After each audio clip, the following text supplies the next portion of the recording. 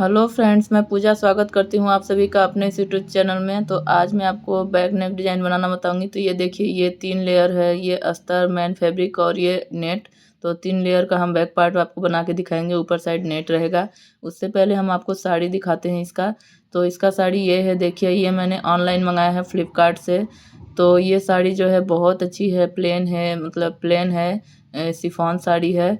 और ये इसका जो फैब्रिक है बहुत अच्छा है। इसका बॉर्डर देखिए कितना अच्छा दिया हुआ है। और यहाँ पे ग्रीन और पिंक कलर का अंदर में डिजाइन बना हुआ है।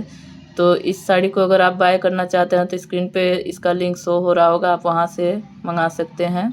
ये साड़ी 3 कलर में है। अगर आप सिंगल कलर में चाहते हैं तो वो भी मंगा सकते हैं। स्क्रीन पे इसका उसका भी लिंक शो हो रहा होगा। तो चलिए इसका बैक पार्ट बना के दिखाते हैं आपको।